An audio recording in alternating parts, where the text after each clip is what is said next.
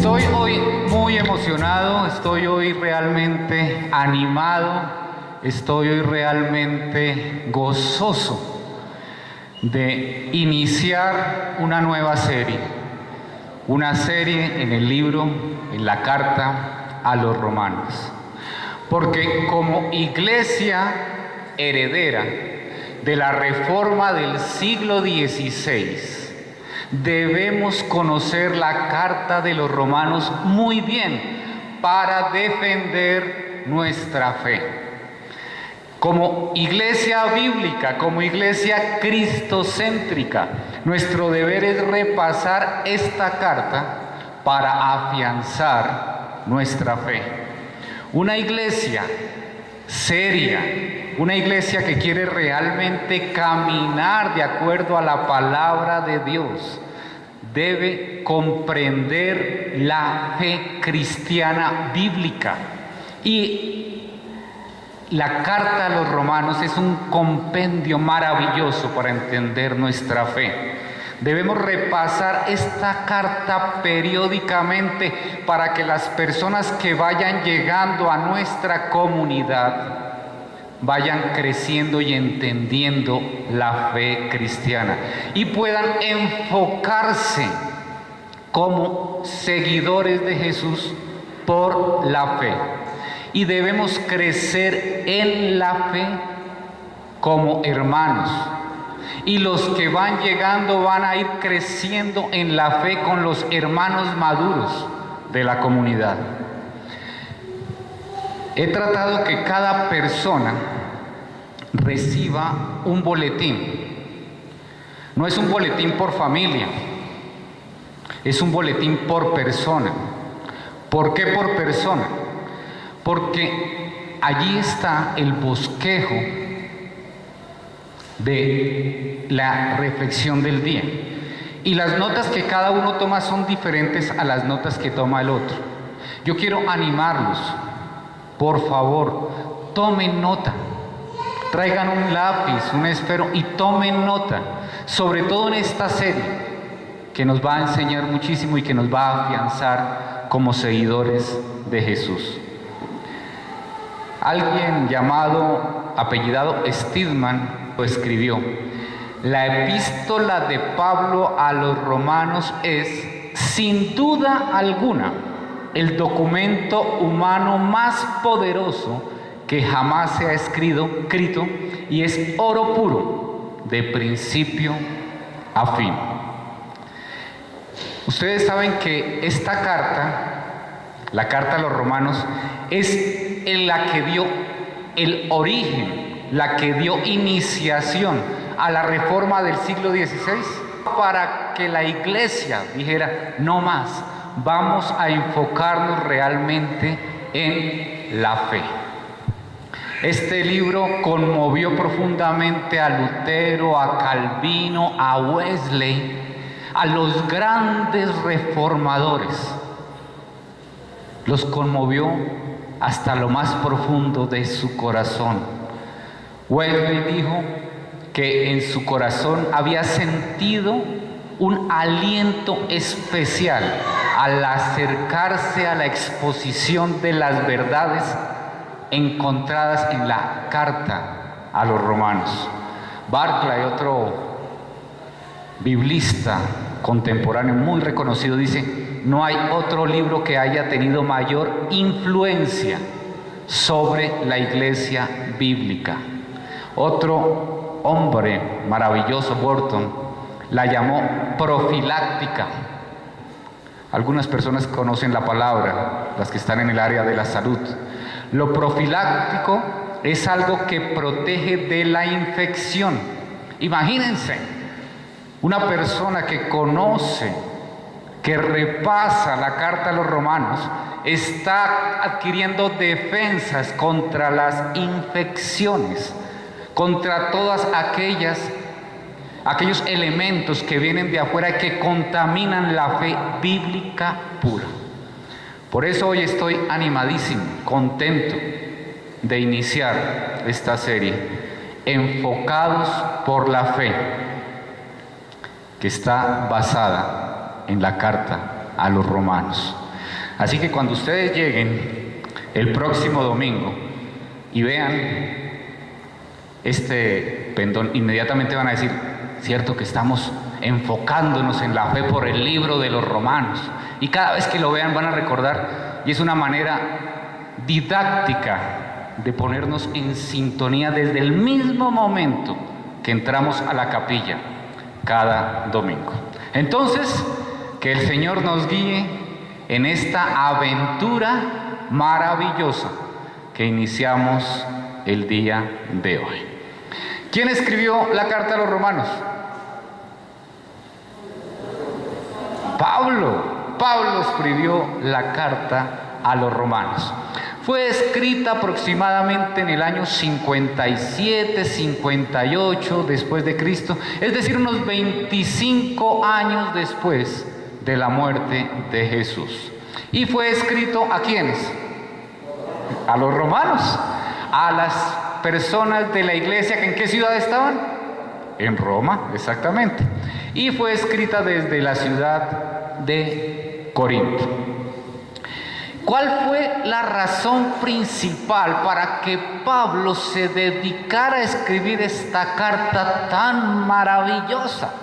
Pues resulta que en la iglesia de Roma, la iglesia de los romanos, había una fuerte división entre los judíos cristianos y los cristianos no judíos.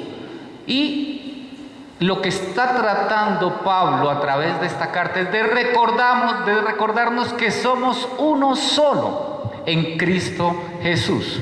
Y es que hay un problema en la ciudad de Roma bien especial. Resulta que había estado un emperador llamado Claudio. Y este emperador había sacado a todos los judíos, los había exiliado de Roma. Y durante 5 años no podían estar los judíos en este lugar. Durante esos 5 años la iglesia de seguidores de Jesús se fortaleció, creció, tomó forma, pero no había ningún judío. A diferencia de las otras ciudades donde la mayoría, o por lo menos donde iniciaron con judíos, aquí no había ningún judío. Mientras en las otras iglesias, como lo habíamos visto en Hechos, el problema es qué hacemos con los gentiles, con los no judíos. En Roma viene otro problema. Ahora, ¿qué hacemos con estos judíos incómodos? Porque los judíos querían o tenían una tendencia a querer que todos se volvieran judíos. Es decir, tú eres cristiano, pero de todas maneras tienes que circuncidarte, no puedes comer cerdo, no puedes comer camarones, tienes que tener los ritos de purificación, tienes que guardar el sábado y demás tradiciones que guardaban los judíos. Pero aquí en Roma no había ese problema. Entonces, cuando llegan de nuevo los judíos y tratan de llevar a los gentiles, a los no judíos, a estas tradiciones, los no judíos dicen, no, un momento, aquí las cosas son diferentes. Pero es que la situación con los judíos era bien particular, porque ellos siempre querían que el nuevo convertido a Jesús se volviera judío. Para ellos el cristianismo era una variante del judaísmo, no era una nueva vida, sino una variante del judaísmo.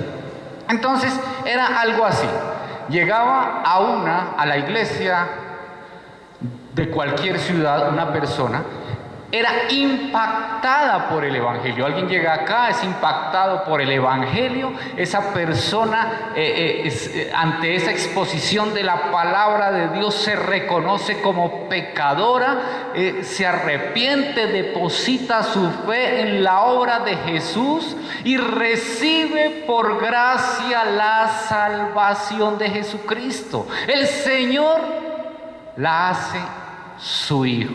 Eres hijo de Dios, eres nueva criatura.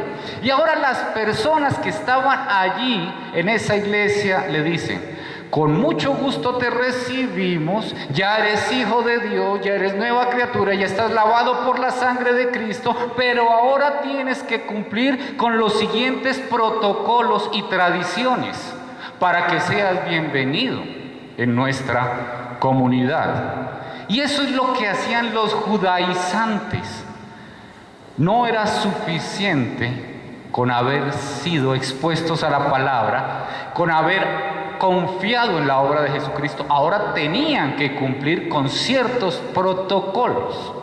Y la iglesia de Roma, que ya era diferente, que ya se había levantado, que se había afirmado sobre personas no judías, tenía un conflicto grande con los judíos. Y por eso Pablo tiene que escribir esta carta para señalar que tenemos que mirar en la obra de Jesús y no estar mirando quién es uno y quién es el otro. Pablo escribe esta carta para enseñar que la gracia de Dios es más grande, que la gracia de Dios está por encima de cualquier religión, incluso por encima del judaísmo, y que es necesario ser seguidores de Jesús sin ser religiosos.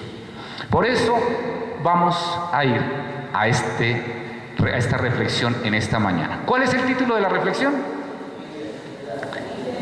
Identidad. A una mujer le preguntaron: ¿quién eres? Dijo: soy la mujer del alcalde. Te he preguntado quién eres, no con quién estás casada. Soy la madre de 4 hijos. Te he preguntado quién eres, no cuántos hijos tienes. Soy maestra de escuela. Te he preguntado quién eres, no cuál es tu profesión. Soy una persona que va todos los días a la iglesia y ayuda a los pobres y necesitados. Te he preguntado quién eres, no lo que haces. Y así sucesivamente, respondiera lo que respondiera, no parecía poder dar una respuesta que mostrara su identidad. Hoy nos vamos a acercar a la introducción a la carta a los romanos. Y en esta carta Pablo nos invita, Pablo nos anima a que revisemos nuestra identidad. Cuando se habla de identidad, generalmente se hace referencia a una serie de rasgos, atributos o características propias de una persona, pero también es la percepción que yo tengo de mí mismo.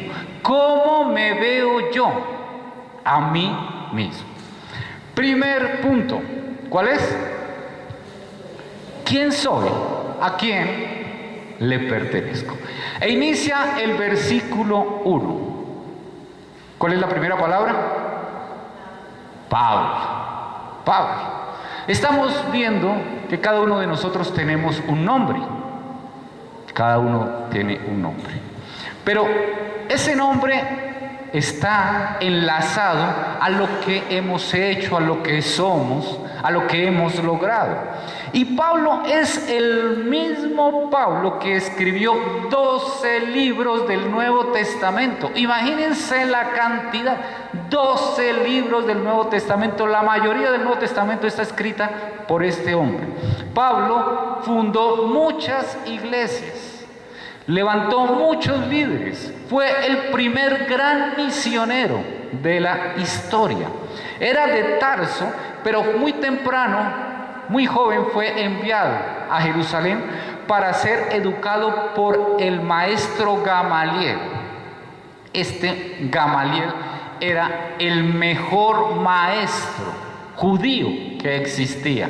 Ser discípulo de Gamaliel le garantizaba a una persona tener las verdades de la tradición judía claras y ser un maestro de excelencia. Era el super maestro y no solamente eso, sino que era un héroe de la fe judía. Pablo tuvo una educación religiosa tan estricta que llegó a ser fariseo. Él dice fariseo de fariseos, es decir, fariseo descendiente de fariseos y formador de fariseos. odió y persiguió al camino para destruirlo. ¿Sí recuerdan que él perseguía al camino? ¿Y qué es el camino? Jesús y la iglesia de Jesús. Cuando él perseguía al camino, estaba persiguiendo a Jesús y su iglesia. Y Jesús se le aparece en un momento, lo vimos en Hechos, y desde ese momento en que se encuentra cara a cara con Jesús, cambia la historia de este hombre. Y ahora, años más adelante, escribe esta carta. Este hombre perseguidor, este hombre celoso de la religión judía, este hombre que no toleraba a los seguidores de Jesús, a los del camino, ahora se presenta Pablo y continúa diciendo que siervo de Cristo Jesús. Siervo de Cristo Jesús. Y esta palabra, que es traducida en la mayoría de las Biblias como siervo, se refiere a esclavo. ¿A qué? Esclavo. Si a alguien le interesa el griego, la palabra es doulos. Doulos, esclavo, siervo. En nuestra sociedad, hoy día, entre comillas, no existen los esclavos, pero existe el empleado al que algunas personas tratan como esclavo, ¿verdad? Cuando nosotros le pagamos menos a una persona de lo que manda la ley, no es un empleado, es un esclavo. Cuando los privamos del subsidio del transporte o de los parafiscales, de todo esto, no es un empleado, es un esclavo. Dense cuenta que por eso decimos que ya no hay esclavos, pero a veces tratamos a las personas como esclavos. Cuando privamos a una persona de sus derechos, no la estamos tratando como un trabajador, sino como un esclavo. Y la palabra que está usando Pablo es esclavo. ¿Y por qué hago el paralelo con lo que hacemos nosotros hoy en día? Porque es que un esclavo no tiene derecho a nada.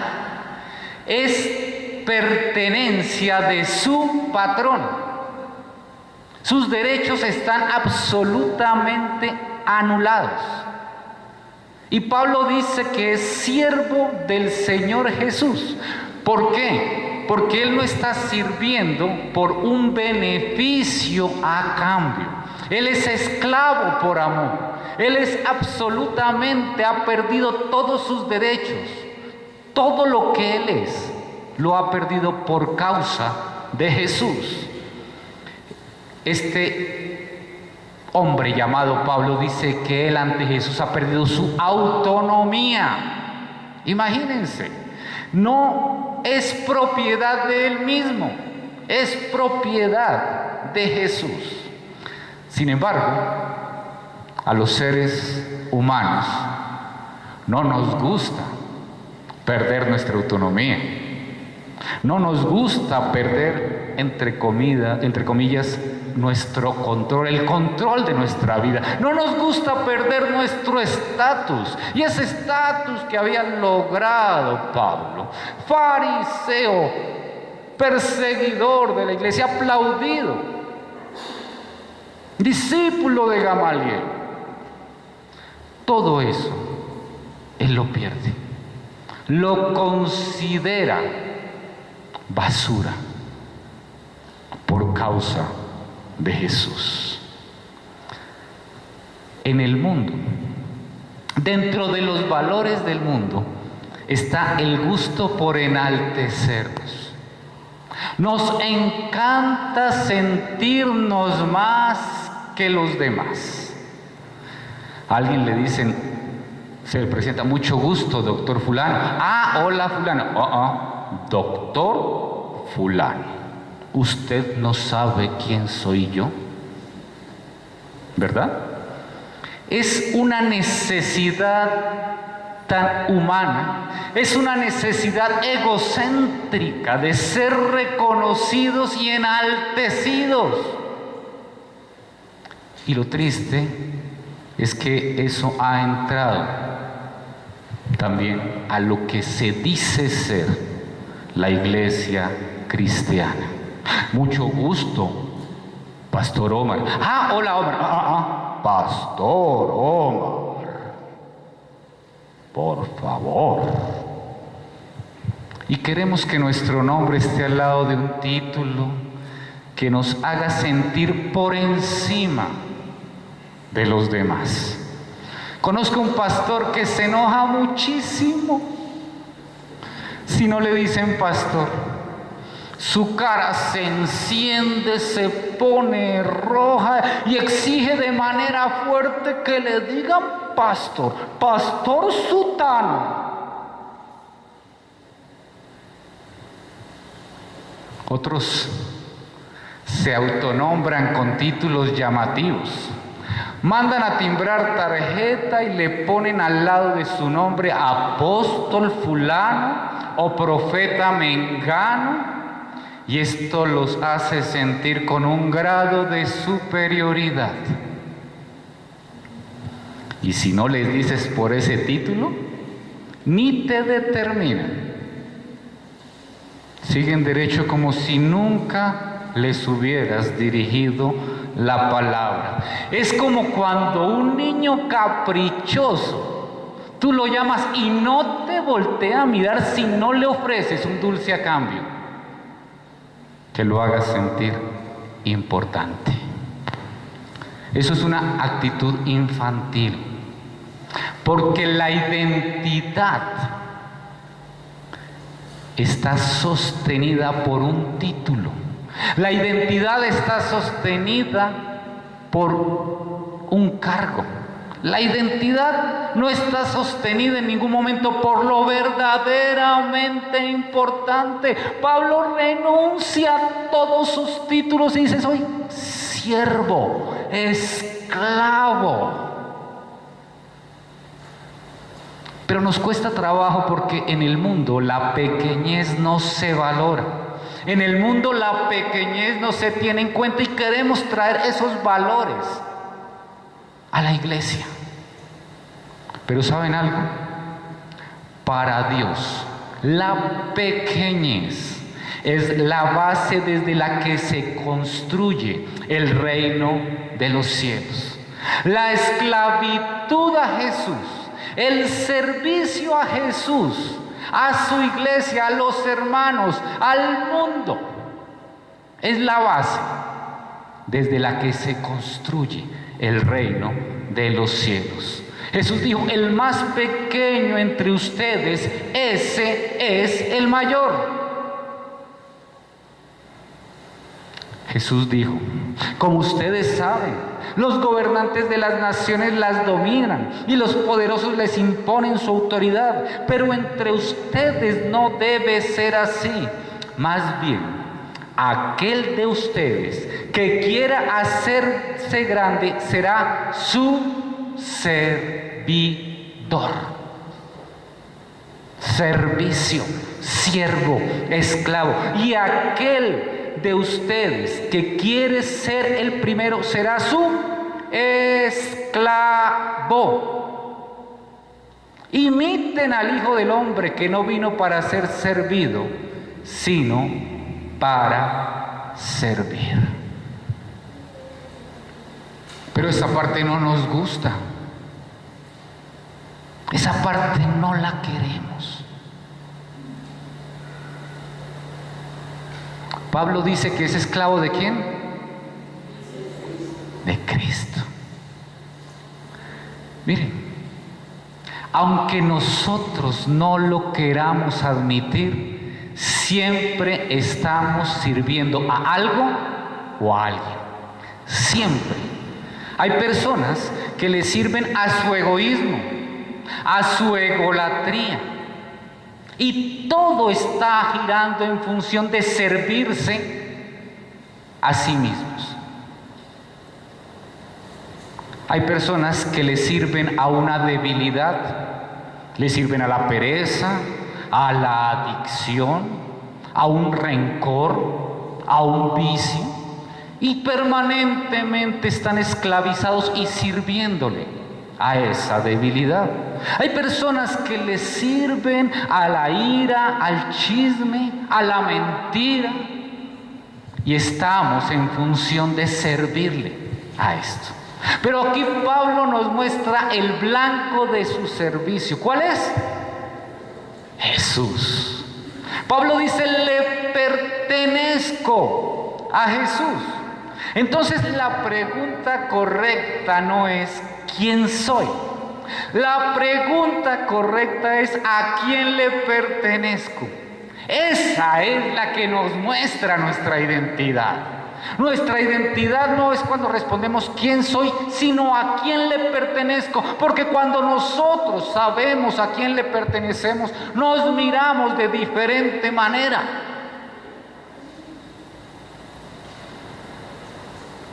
El fundamento de nuestra identidad está en nuestra pertenencia. ¿A quién? Pablo está diciendo que él prefiere ser esclavo de Jesús que ser el rey de los hombres. Pablo está diciendo que prefiere ser esclavo en el reino de los cielos antes que el rey en el reino de las tinieblas. Es esclavo de un reino eterno y no rey de un reino temporal. Lo interesante es que Pablo, antes de ser seguidor de Jesús, era fariseo. ¿Y ustedes recuerdan cuál era la principal o el principal señalamiento que le hacía Jesús a los fariseos?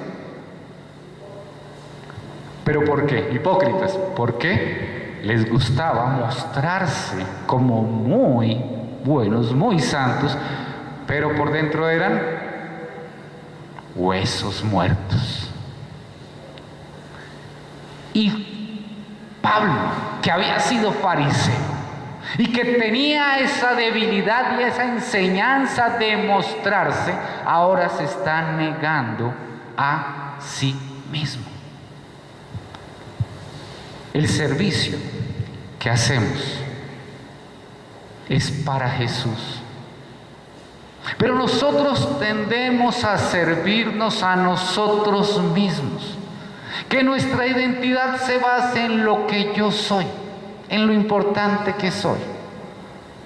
Y nos preocupamos mucho porque el servicio en la iglesia lo hagan de cierta manera, pero a veces ni siquiera nos incluimos en que yo soy parte del cuerpo, parte de la comunidad, miembro activo.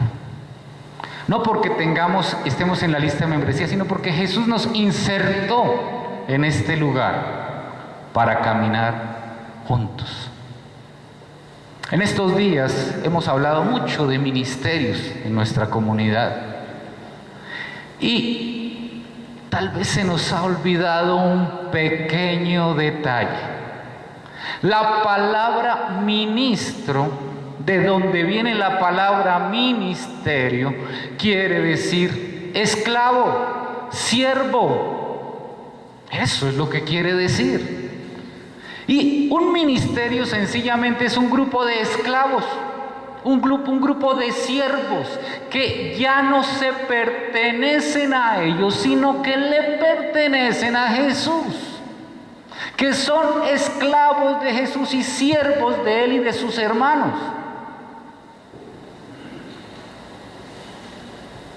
Tal vez en algún momento en el camino perdimos el enfoque.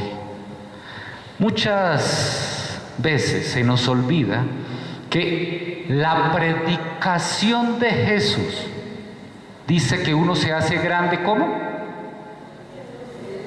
En el servicio, sirviendo. Es el que sirve el que es grande en el reino de los cielos. No es el que exige que le sirva, no es el que huye del servicio, no es el que le dice al otro, eres hijo de Dios, sirve. No. Nos tenemos que mirar a nosotros mismos. ¿Qué tan esclavo soy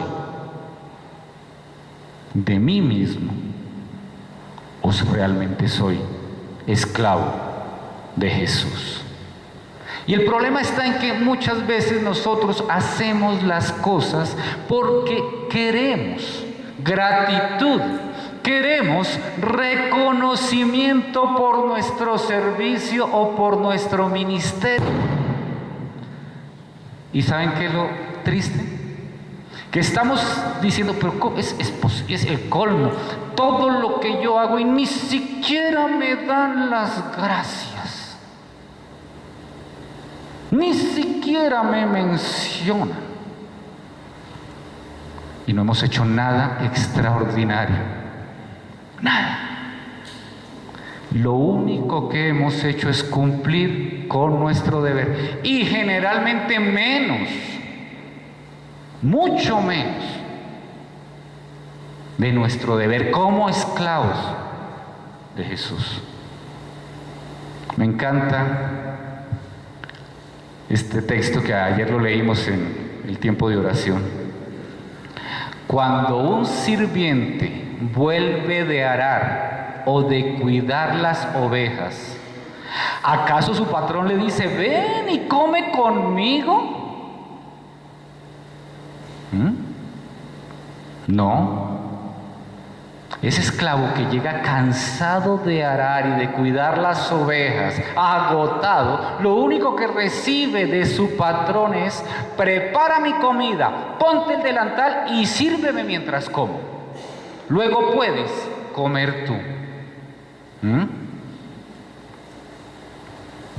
Y le agradece el amo al sirviente por hacer lo que se le dijo que hiciera. Y dice Jesús, por supuesto que no. Es que es un esclavo. Al esclavo ni siquiera se le dan las gracias. De la misma manera, cuando ustedes me obedecen, deben decir, somos siervos indignos, inútiles, dice la otra versión, que simplemente cumplimos con nuestro deber. ¿Y qué cuando ni siquiera cumplimos con nuestro deber? Cuando el centro de nuestra existencia somos nosotros mismos.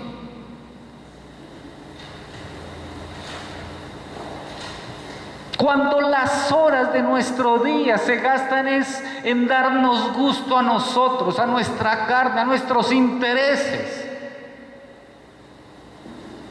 Ni siquiera hemos arado, ni siquiera hemos cuidado las ovejas.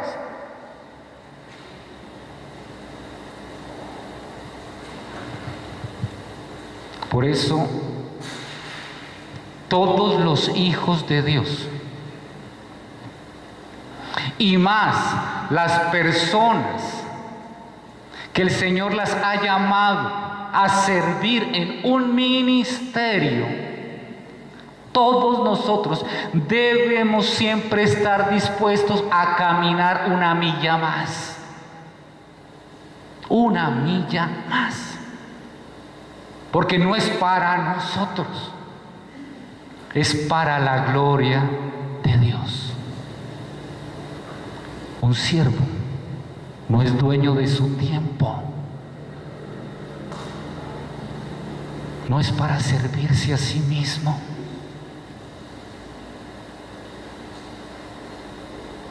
Y si hay que caminar una milla más, se camina. Y si hay que esforzarse, se esfuerza. Donde yo crecí, ministerialmente, nos decían, usted no puede sacrificar su familia y su trabajo. Yo la mayoría del tiempo he servido bivocacionalmente. Pocos años he servido de tiempo completo. La mayoría de mi pastorado siempre fue bivocacional. Yo trabajaba y servía en la iglesia. Y nos decían, usted no puede sacrificar su trabajo o su familia por el ministerio. ¿Cuál es la conclusión? Duerma menos.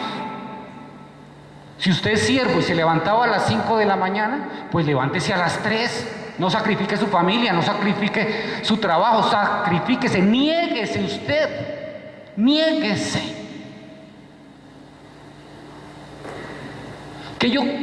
Hay una familia que quiere que yo vaya y le lea la palabra, pero es que es a la hora de la novela. Niéguese usted.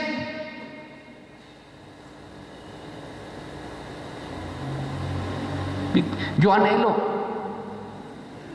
que tengamos acá muchos servicios y muchos elementos ministeriales maravillosos, pero tenemos que aprender a negarnos, porque solo negándonos podremos llevar a cabo lo que el Señor quiere para esta iglesia. Mientras nosotros, cada uno sea el rey de su reino, no vamos a negarnos nunca por los otros. Que tenemos los maduros que negarnos por los bebés espirituales. Tenemos que negarnos. Que esto no me gusta porque así no era como cuando yo era joven. Me niego por la persona, por el bebé espiritual. Porque Jesús dijo que el que hace tropezar a uno de sus pequeños, más le vale que se ate una piedra de molino al cuello con una soga y se lance al mar. Y si mi egoísmo, si mi falta de servicio, mi falta de autonegación está haciendo tropezar a los bebés espirituales, debemos revisarlo. Porque somos esclavos, servidores. No podemos seguir pensando que esto es como una carrera militar, qué sé yo, que mientras más tiempo tengo, entonces soy más importante. No, la pirámide en el reino de los cielos es al contrario. Es invertida. Los siervos estamos por debajo, los ministros estamos por debajo, los bebés espirituales están por encima. A ellos tenemos que servirles. Organicemos nuestras prioridades como esclavos de Jesús. Jesús no vino por los santos, por los fariseos, por los más religiosos, sino por los más pecadores.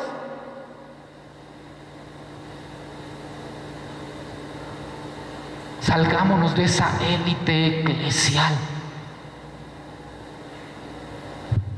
Esto es el símbolo de lo que es Jesús.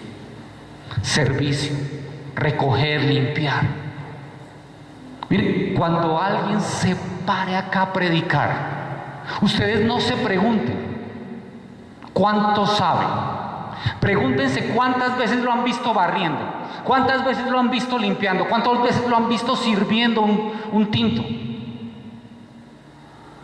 Porque si nunca lo han visto, puede ser que esa persona lo que quiere es mostrarse, no servir.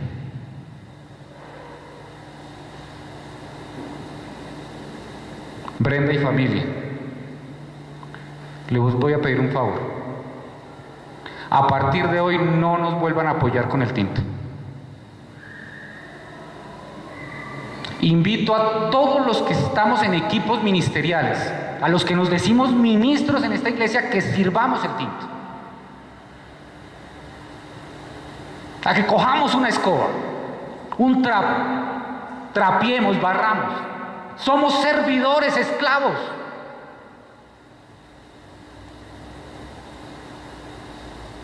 Esta mañana me pareció hermosísimo. Venía yo con todo esto para ponerlo acá, en este lugar. Y cuando me vio, voy a decir el nombre, cuando me vio Ladi, ella no dijo, uy, pastor, usted es el pastor, ¿cómo va a trapear? No, lo que dijo es, no vuelva a trapear, que ya trapeé, ¿sí? Y eso tenemos que ser todos acá. Todos los que estamos acá somos siervos. No nos engrandece el coger un trapo, el ensuciarnos las manos, las uñas, barrer, servirle el tinto al hermano. Eso es ser grande en el reino de los cielos. No le hagamos el quite.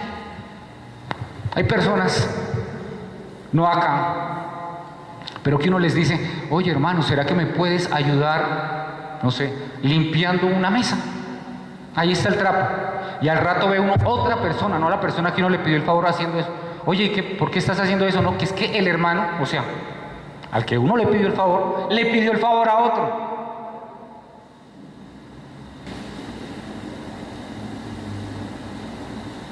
Seamos siervos.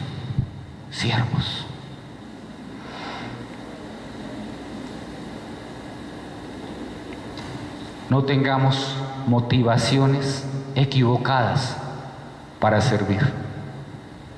Y esto ya lo tocamos una vez, que porque hay que ayudar. Es que voy a hacer esto, es que hay que ayudar. Mire, no hacemos las cosas porque hay que ayudar. Las hacemos para la gloria de Dios.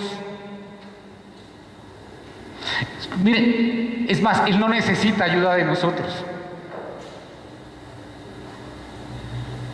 Si nosotros no hablamos, las piedras hablan. Pero Él es tan misericordioso que nos da la oportunidad de servirle. Cuando servimos en una comunidad pensando de esa manera, porque hay que ayudar, no estamos ayudando, estamos estorbando.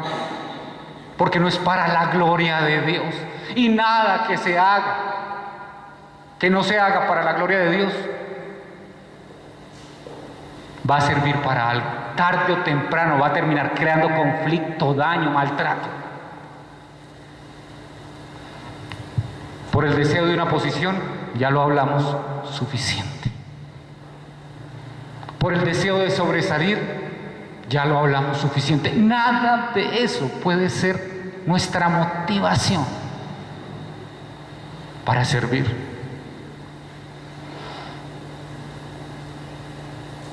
En la iglesia no hay voluntarios. En una comunidad de fe no hay voluntarios. Hay esclavos de Jesús. Los que estamos acá no somos voluntarios, somos esclavos de Jesús por amor. Miembros que sirven al cuerpo de Cristo. Y por eso se hace con más entrega y pasión que cualquier empleado, que cualquier persona paga.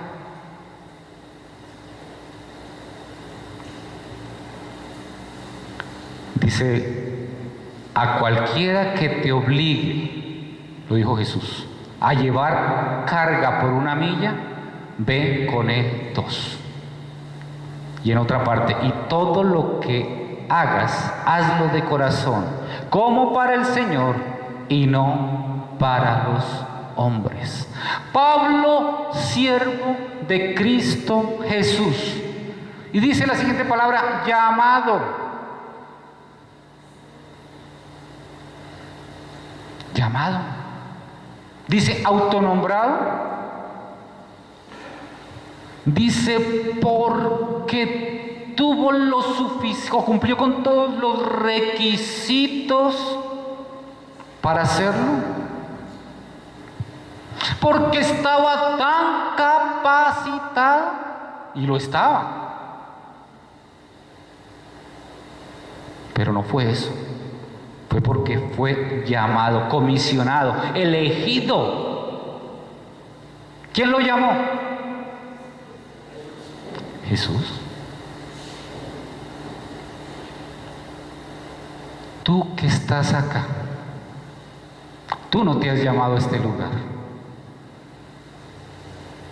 Tú no te pusiste en esta comunidad. Te llamó Jesús y Jesús te puso en esta comunidad, en esta familia.